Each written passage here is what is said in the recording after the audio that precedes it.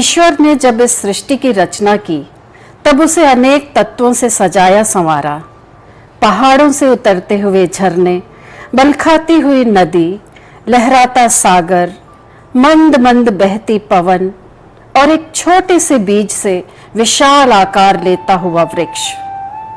इन सब में एक बात है जो समान है और वो है गतिशीलता।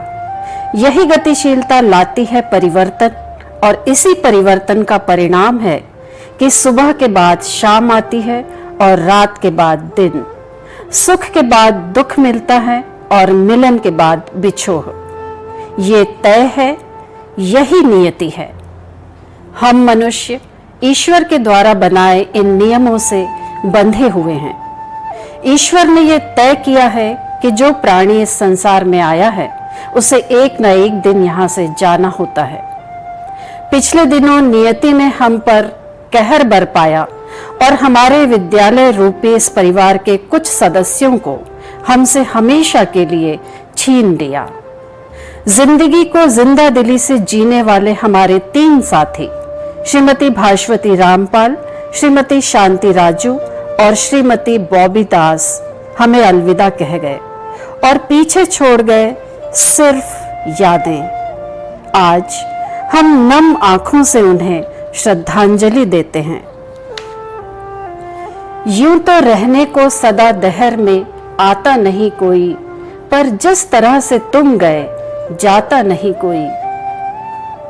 श्रीमती भास्वती रामपाल एक ऐसी शख्सियत जिन्होंने जीवन में जब जब कठिनाइयों का सामना किया उनका व्यक्तित्व और भी निखर कर सामने आया, जिन्होंने हमें सिखाया कि सदा शारीरिक दर्द में रहते हुए भी कैसे मुस्कुराया जाता है। काम करने का ऐसा जुनून कि जो भी किया डूब कर किया, न समय का ख्याल किया न खुद की सेहत की फिक्र की। हुनरमंद ऐसी कि चाहे गायन हो या नृत्य, चाहे मंच संचालन हो या इवेंट मैनेजमेंट, हर काम बखूबी किया। जब कुछ असाध्य रोगों ने इनके शरीर में घर किया तो लगा कि 2 कदम चलना भी दूभर होगा, लेकिन इनकी हिम्मत और हौसले को सलाम, जिसने इन्हें मिसेस इंडिया कंपटीशन के रैंप पर वॉक करवा दिया और इन्हें उप विजेता का ताज पहना दिया। सकारात्मक सोच की मिसाल, जोश, उमंग और काम करने के जुनून से भरी ये शख्सियत अगर हमारे बीच होती तो आज यानी 4 सितंबर को अपना जन्मदिन मना रही होती। जी चाहता है उनसे ये सवाल करूं कि तुम में तो गति थी, जीवन था, हौसला था, पर जिंदगी से हार मानने का कैसा ये तुम्हारा फैसला था। अभी अपने एक साथी के रुखसत के दर्द से हम उबरे भी नहीं थे कि हमारे बीच का एक और हंसता मुस्कुराता चेहरा अनंत में विलीन हो गया।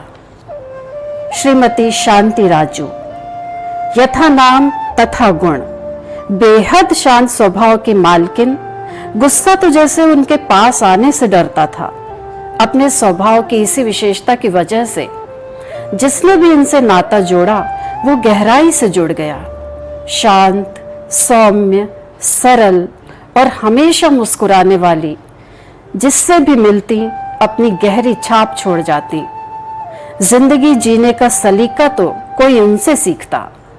कंप्यूटर के काम में हमेशा सभी की मदद करने को तैयार, जाने कैसे अपने जाने की तैयारी कर गई। ईश्वर की दुनिया में भी इंसानों की कमी है शायद, लेकिन तुम्हें पास बुलाकर उसकी आंखों में भी नमी है शायद। मुद्दत गुजर गई खुशी की खबर सुने, पर खबर इतनी भी बुरी होगी सोचा न था। हमारी एक और साथी हमें अलविदा कह गई, श्रीमती बॉबी दास। माथे पे बड़ी सी लाल बिंदी और होठों पे सदाबहार हंसी इनके व्यक्तित्व की पहचान थी। अपने अंदर एक नन्हे बच्चे की चहक को इन्होंने जिंदा रखा था। जीवन को जी लेने की तीव्र लालसा इनकी बातों में झलकती। इनके चुंबकीय व्यक्तित्व से लोग खींचे चले आते और एक न टूटने वाले रिश्ते में बंध जाते। दोस्तों से घिरी रहने वाली एक ऐसी खाली जगह छोड़ गई जिसे भर पाना संभव नहीं। इस जन्म के बाद अगले जन्म में चिड़िया बनने की ख्वाहिश थी उन्हें। काश किसी चिड़िया के रूप में ही सही हमारे विद्यालय के मुंडेर पर कभी किसी दिन आ जाए। ये तस्वीर मानो कहना चाहती हो, अपनी सांसों में आबाद रखना मुझे, मैं रहूं ना रहूं याद रखना मुझे। इस जहां से आगे भी अगर कोई जहां है तो वो जहां खुशहाल हो। इस यात्रा के आगे भी अगर कोई यात्रा है तो वो यात्रा सुखद हो। फरिश्तों के बीच वो खुश रहें। उनका स्थान हमारे दिल के एक खास कोने में हमेशा महफूज रहेगा। और जब भी हम सब इस तरह से जुटेंगे, इनकी याद करने से खुद को रोक ना पाएंगे। केपीएस की बगिया इनकी खुशबू से सदा महकती रहेगी। अश्रु भरे दृग श्रद्धांजलि दें, याद करेंगे बारंबार, कभी क्षति ना पूरी होगी विधि का यही नियत प्रहार। ओम शांति।